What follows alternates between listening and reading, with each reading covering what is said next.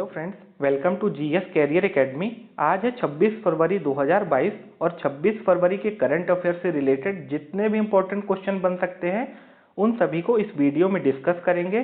साथ में हर current affair से रिलेटेड इम्पोर्टेंट फैक्ट भी मैं आपको बताऊंगा। आप इस वीडियो को एंड तक ध्यान से देखिएगा। आज के करंट अफेयर की पीडीएफ आप हमारे Telegram group GS career academy से डाउनलोड कर सकते हैं। टेलीग्राम ग्रुप की लिंक वीडियो के डिस्क्रिप्शन में भी दी गई है। तो चलिए फ्रेंड्स, आज के सेशन को स्टार्ट करते हैं। आज का हमारा पहला क्वेश्चन है, हाल ही में किस देश के राष्ट्रपति गीतानस नौसेदा ने देश में आपातकाल लागू करने की घोषणा की है? तो फ्रेंड्स, लिथुआनिया देश के राष्ट्रपति हैं जिनका नाम है गीतानस नौसेदा। उन्होंने अपने देश में आपातकाल लगा दिया है। यह आपातकाल क्यों लगाया है? तो फ्रेंड्स, आपको पता होगा कि अभी 2 दिनों से रसिया ने यूक्रेन पर हमला कर दिया है और जो लिथुआनिया देश है इसकी लोकेशन आपको दिखाते हैं मैप में। तो यहाँ पे है लिथुआनिया और यहाँ इसके बगल में है रसिया। अब रसिया से जो वेपन्स छोड़े जा रहे हैं यूक्रेन पे, तो लिथुआनिया को लगता है कि कुछ वेपन्स कहीं इनके देश में ना गिर जाए, जैसे मिसाइल या रॉकेट्स। तो यहाँ के राष्ट्रपति हैं गीतानस नौसेदा, उन्होंने यहाँ अपने देश में आपातकाल लागू करने की घोषणा की है। फ्रेंड्स, लिथुआनिया की कैपिटल क्या है? विलिनियस। और लिथुआनिया कहाँ पे लोकेटेड है? तो यहाँ पे है बाल्टिक सी, और बाल्टिक सी के नीचे लोकेटेड है लिथुआनिया, जो कि यूरोप के कॉन्टिनेंट में आता है। और लिथुआनिया नाटो के जो टोटल 50 मेंबर्स हैं उनमें से भी एक है। नाटो का मतलब होता है नॉर्थ अटलांटिक ट्रीटी ऑर्गेनाइजेशन। अब देख लेते हैं आज का नेक्स्ट क्वेश्चन। तो किस राज्य की कैबिनेट ने ई कचरे का निपटान करने हेतु देश के पहले ई वेस्ट इको पार्क को मंजूरी प्रदान कर दी है? तो फ्रेंड्स, आपको ध्यान रखना है कि यह ई वेस्ट इको पार्क देश का पहला ऐसा पार्क होगा। अब यह कहाँ बनाया जाएगा? तो यह दिल्ली में बनाया जाएगा। दिल्ली की राज्य सरकार ने इसके लिए मंजूरी प्रदान की है। बात आती है दिल्ली की, तो दिल्ली के सीएम कौन है? अरविंद केजरीवाल। और दिल्ली के लेफ्टिनेंट गवर्नर कौन है? अनिल बैजल। फ्रेंड्स, यह ई कचरा निकलता कहाँ से है? तो ई कचरा बिजली के उपकरणों, इलेक्ट्रॉनिक वस्तुओं, कंप्यूटर और सहायक उपकरण और साथ में मोबाइल फोन से निकलता है। यानी यह जब उपकरण खराब हो जाते हैं तो इनको ही ई कचरा या ई वेस्ट कहते हैं। फ्रेंड्स, आपको जानकर हैरानी होगी कि अपना देश भारत ई कचरे का तीसरा सबसे बड़ा उत्पादक देश है और ई कचरे से हमारे वातावरण को काफ़ी ज़्यादा हानि होती है। फ्रेंड्स, अब देख लेते हैं नेक्स्ट क्वेश्चन। तो किस केंद्र शासित प्रदेश सरकार ने अपने डिजिटल मिशन के तहत जन भागीदारी एम्पावरमेंट पोर्टल की शुरुआत की है? तो अभी जम्मू कश्मीर केंद्र शासित प्रदेश ने अपने यहाँ जन भागीदारी एम्पावरमेंट पोर्टल शुरू किया है। अब देख लेते हैं कि जम्मू कश्मीर कहाँ पे लोकेटेड है इंडिया में। तो आप यहाँ पे इंडिया के मैप में देखिए, तो यहाँ पे है जम्मू कश्मीर और यह जम्मू कश्मीर का अलग से मैप है। जम्मू कश्मीर पहले ये टोटल एरिया हुआ करता था जब राज्य था, लेकिन क्या हुआ, 31 अक्टूबर 2019 को जम्मू कश्मीर को एक केंद्र शासित प्रदेश के रूप में बदला गया। तब से जम्मू कश्मीर इधर हो गया और इधर लद्दाख का एरिया आ गया। यानी लद्दाख अलग केंद्र शासित प्रदेश बन गया और जम्मू कश्मीर अलग केंद्र शासित प्रदेश हो गया। पहले जम्मू कश्मीर भारत का राज्य हुआ करता था। जम्मू कश्मीर के लेफ्टिनेंट गवर्नर कौन है? मनोज सिन्हा। फ्रेंड्स, आपको बता दें कि जम्मू कश्मीर से रिलेटेड जो अभी हाल के करंट अफेयर हैं और आपके एग्जाम्स के लिए भी जरूरी हैं, तो भारत का पहला railway cable bridge Jammu Kashmir के रियासी जिले में अंजी नदी के ऊपर बनाया जा रहा है। तो ध्यान रखना आपको कि यह भारत का पहला ऐसा रेलवे ब्रिज होगा जो केबल पर बना होगा। यानी पहले जो रेल के ब्रिज बनते थे वह किस पे होते थे? पिलर और कॉलम पे, लेकिन इसको केबल पर बनाया गया है। और इसकी ऊंचाई कितनी है नदी से? तो इसकी ऊंचाई है 331 मीटर ऊंचा है नदी के तल से। फ्रेंड्स, अभी जम्मू कश्मीर के रामबन जिले में बैगनी क्रांति के तहत लेवेंडर की खेती शुरू की गई है। तो आपको ध्यान रखना है कि बैगनी क्रांति किससे रिलेटेड है? तो बैगनी क्रांति लेवेंडर की खेती से रिलेटेड है। भारतीय सेना द्वारा जम्मू कश्मीर में आतंक से प्रभावित क्षेत्रों की मदद के लिए ऑपरेशन सद्भावना लॉन्च किया गया है। ऑपरेशन सद्भावना किससे रिलेटेड है? तो यह आतंक से प्रभावित जो क्षेत्र होंगे वहां भारतीय सेना द्वारा मदद किया जाता है। विश्व का सबसे बड़ा इग्लू कैफे जम्मू कश्मीर के गुलमर्ग में खोला गया है। और कहाँ खोला गया है? जम्मू कश्मीर के गुलमर्ग में। नेशनल विंडो सिस्टम को शुरू करने वाला जम्मू कश्मीर भारत का पहला केंद्र शासित बना है। तो यह कुछ इंपॉर्टेंट करंट अफेयर्स थे जो आपके एग्जाम्स के लिए भी जरूरी हैं। फ्रेंड्स, अब देख लेते हैं आज का नेक्स्ट क्वेश्चन। हाल ही में केंद्र सरकार की किस योजना से संबंधित शिकायतों की सुचारू रिपोर्टिंग और वर्गीकरण के लिए ओम्बड्स पर्सन ऐप लॉन्च किया गया है? तो फ्रेंड्स, ये ओम्बड्स पर्सन ऐप मनरेगा से संबंधित है, जिसको अभी हाल ही में लॉन्च किया गया है। फ्रेंड्स, मनरेगा भारत की किस मिनिस्ट्री के अंतर्गत आता है? तो यह भारत के केंद्रीय ग्रामीण विकास और पंचायती राज के अंतर्गत आता है और इसके वर्तमान में मंत्री कौन है? श्री गिरिराज सिंह। फ्रेंड्स, अब आपको समझाते हैं मनरेगा होता क्या है। तो इसका पूरा नाम है महात्मा गांधी राष्ट्रीय ग्रामीण रोजगार गारंटी योजना और इसकी शुरुआत कब हुई थी? तो भारत सरकार के द्वारा वर्ष 2006 में ग्रामीण क्षेत्र में रोजगार प्रदान करने के लिए इसको शुरू किया गया था। और इसको किस अधिनियम के तहत बनाया गया था? तो इसे राष्ट्रीय ग्रामीण रोजगार गारंटी अधिनियम 2005 के तहत शुरू किया गया था।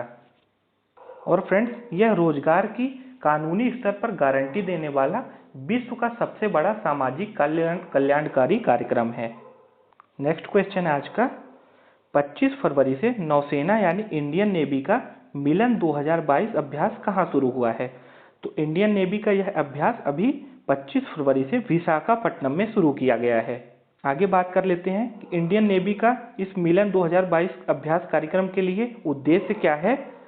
तो नौसेना के इस अभ्यास का उद्देश्य है परिचालन कौशल को बेहतर बनाना और समुद्री क्षेत्र में सर्वोत्तम अभ्यासों को आत्मसात करना। इस अभ्यास में टोटल 15 देशों के 50 जहाज भाग ले रहे हैं और साथ में फ्रेंड्स, अमेरिका पहली बार इस अभ्यास में शामिल हो रहा है। नौसेना के इस अभ्यास की शुरुआत कब की गई थी? तो इसे वर्ष 1995 में शुरू किया गया था। तो इम्पोर्टेंट क्या क्या आपको ध्यान रखना है कि शुरू कब किया गया था और साथ में यह अमेरिका पहली बार इस अभ्यास में शामिल हो रहा है। फ्रेंड्स, अब देख लेते हैं कि आज का नेक्स्ट क्वेश्चन। तो हाल ही में भारत और किस देश के बीच नई जल विद्युत परियोजना के निर्माण के लिए सहमति बनी है? तो अभी अपने देश भारत और नेपाल के बीच नई जल विद्युत परियोजना के निर्माण के लिए सहमति बन गई है। नेक्स्ट क्वेश्चन है, एंटी मनी लॉन्ड्रिंग वायलेशन के तहत अमेरिका ने किस देश के बैंक के ऊपर $55 मिलियन का जुर्माना लगाया है? फ्रेंड्स, एंटी मनी लॉन्ड्रिंग होता क्या है? तो जब काले धन को गलत तरीके से व्हाइट मनी में कन्वर्ट किया जाता है तो इसको बोलते हैं एंटी मनी लॉन्ड्रिंग। और अभी एंटी मनी लॉन्ड्रिंग वायलेशन के तहत अमेरिका ने पाकिस्तान के ऊपर $55 मिलियन का जुर्माना लगाया है। यह जुर्माना पाकिस्तान का दूसरा सबसे बड़ा बैंक है नेशनल बैंक ऑफ पाकिस्तान, इसी पर लगाया गया है। और किसके द्वारा लगाया गया है? तो यह अमेरिका के द्वारा लगाया गया है। फ्रेंड्स, अब देख लेते हैं नेक्स्ट क्वेश्चन। तो 25 फरवरी को राष्ट्रीय युद्ध स्मारक यानी नेशनल वॉर मेमोरियल की कौन सी वर्षगांठ मनाई गई? तो अभी 25 फरवरी को नेशनल वॉर मेमोरियल की तीसरी वर्षगांठ मनाई गई है। राइट आंसर क्या हो जाएगा? तीसरी वर्षगांठ। फ्रेंड्स, यह है नेशनल वॉर मेमोरियल, जिसका उद्घाटन हमारे देश के प्रधानमंत्री श्री नरेंद्र मोदी ने 25 फरवरी 2019 को किया था और अभी इसकी तीसरी वर्षगांठ मनाई गई है। यह नेशनल वॉर मेमोरियल राष्ट्रीय युद्ध स्मारक स्वतंत्रता के बाद से वीर सैनिकों के द्वारा दिए गए बलिदान का प्रमाण है। और फ्रेंड्स, एक और इम्पोर्टेंट बात आपको ध्यान रखनी है कि जो अमर ज्योति जवान थी, तो उसको जिसको 1971 में बनाया गया था, तो अभी हाल ही में इसका विलय कर दिया गया है राष्ट्रीय युद्ध स्मारक में। तो आपको ध्यान रखना है कि अमर जवान ज्योति का विलय अब राष्ट्रीय युद्ध स्मारक में हो चुका है। नेक्स्ट क्वेश्चन है, हाल ही में कौन सी कंपनी ने भारत में अपने पहले साइबर सुरक्षा केंद्र की शुरुआत करने की घोषणा की है? तो अभी IBM कंपनी के द्वारा भारत में अपने पहले साइबर सुरक्षा केंद्र की शुरुआत करने की घोषणा की गई है। राइट आंसर हो जाएगा IBM। अब बात आती है IBM की। तो IBM की स्थापना कब हुई थी? 1911 को। और इसका हेडक्वार्टर कहाँ है? न्यूयॉर्क में। और IBM के वर्तमान में CEO कौन है? अरविंद कृष्णा। अब देख लेते हैं फ्रेंड्स नेक्स्ट क्वेश्चन। हाल ही में भारत की किस महिला क्रिकेटर ने T20I का सबसे तेज अर्धशतक बनाने वाली पहली महिला खिलाड़ी बनी है? तो अपने देश भारत की खिलाड़ी हैं ऋचा घोष, जिन्होंने अभी हाल ही में 26 गेंदों में 50 रन बनाकर यह कीर्तिमान रचा है, जो T20I का सबसे तेज अर्धशतक हो गया है महिला क्रिकेटर्स में। और अभी अपने देश के पुरुष क्रिकेटर हैं रोहित शर्मा, वह T20 इंटरनेशनल में सबसे ज़्यादा रन बनाने वाले खिलाड़ी बन गए हैं।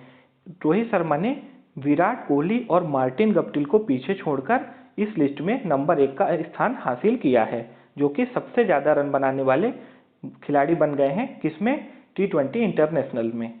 नेक्स्ट क्वेश्चन है, बेटी बचाओ बेटी पढ़ाओ योजना की नई ब्रांड एम्बेसडर कौन बनी है। तो अभी बेटी बचाओ बेटी पढ़ाओ योजना की ब्रांड एम्बेसडर बनी है तनिष्क कोटिया और रिद्धिका कोटिया। तो फ्रेंड्स इस क्वेश्चन का राइट आंसर क्या हो जाएगा, उपर्युक्त दोनों। यह तनिष्क कोटिया और रिद्धिका कोटिया शतरंज की खिलाड़ी हैं और यह दोनों सगी बहनें हैं और इनको अभी हाल ही में बेटी बचाओ बेटी पढ़ाओ योजना का नया ब्रांड एम्बेसडर बनाया गया है। फ्रेंड्स अभी आपको बता दें जो हाल ही में कुछ नए ब्रांड एम्बेसडर बने हैं, तो उत्तराखंड राज्य के ब्रांड एम्बेसडर बने हैं अक्षय कुमार। मेडिसिन की एक कंपनी है मेडीबडी के ब्रांड एम्बेसडर बने हैं अमिताभ बच्चन। शूज की कंपनी है बाटा की ब्रांड एम्बेसडर बनी है दिशा पाटनी। गेम्स 24x7 के ब्रांड एम्बेसडर बनाया गया है ऋतिक रोशन को। थम्स अप कंपनी के ब्रांड एम्बेसडर बने हैं शाहरुख खान। फिनो पेमेंट बैंक और कृषि नेटवर्क के ब्रांड एम्बेसडर बने हैं पंकज त्रिपाठी। एडिडास की नई ब्रांड एम्बेसडर बनी है मनिका बत्रा और बीमा कंपनी है टाटा AIA लाइफ इंश्योरेंस, इसके ब्रांड एम्बेसडर कौन बने हैं, नीरज चोपड़ा। फ्रेंड्स अब देख लेते हैं आज का नॉलेज बूस्टर। तो नॉलेज बूस्टर में आपके लिए आज है हाल ही में चर्चित खेल से संबंधित घटनाएं। तो रियो ओपन टेनिस खिताब किसने जीता है, रियो ओपन टेनिस खिताब जीता है कार्लोस अल्कराज ने। किसने जीता है, कार्लोस अल्कराज ने। विंटर ओलंपिक में सबसे अधिक पदक किसने जीते हैं, तो नॉर्वे देश ने जीते हैं टोटल 37 पदक। प्रथम श्रेणी डेब्यू पर ट्रिपल टन हिट करने वाले पहले खिलाड़ी कौन बने हैं, तो अभी रणजी ट्रॉफी में बिहार के खिलाड़ी हैं साकिब उल गनी, जिन्होंने अपने पहले ही मैच में ट्रिपल सेंचुरी बनाई है।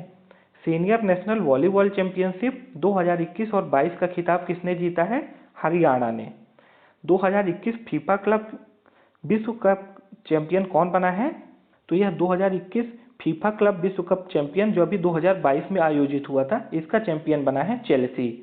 जनवरी के ICC player of the month बने हैं पुरुष कैटेगरी में कीगन पीटरसन को यह अवार्ड मिला है और महिला की कैटेगरी में हीथर नाइट को चुना गया है। अफ्रीका कप ऑफ नेशंस किसने जीता है, तो सेनेगल देश ने जीता है और हराया किसे है, तो इजिप्ट को हराया है। ऑस्ट्रेलियन ओपन 2022 के विजेता पुरुष वर्ग में बने हैं राफेल नडाल और महिला वर्ग में बनी है एस्ले वार्टी। फ्रेंड्स अब मैं आपको 25 फरवरी के करंट अफेयर के रिवीजन करा देता हूं जल्दी से। तो किस राज्य सरकार के द्वारा मरीन एलिट फोर्स की 2 इकाइयों की स्थापना करने की घोषणा की गई है, तो अभी तमिलनाडु राज्य के द्वारा मरीन एलिट फोर्स की 2 नई इकाइयों की स्थापना करने की घोषणा की गई है। किस देश ने आयरन डोम के नवल वर्जन सी डोम प्रणाली का परीक्षण किया है, तो अभी इसका परीक्षण किया है इजराइल ने। किस राज्य सरकार ने बजट में पुरानी पेंशन योजना बहाल करने की घोषणा की है, राजस्थान ने। इंडिया रेटिंग्स ने 2021 और 2022 में भारत की GDP की वृद्धि दर कितने प्रतिशत रहने का अनुमान लगाया है, 8.6%। राइट आंसर क्या हो जाएगा, 8.6%। और यह अनुमान किसके द्वारा लगाया गया है, इंडिया रेटिंग्स के द्वारा।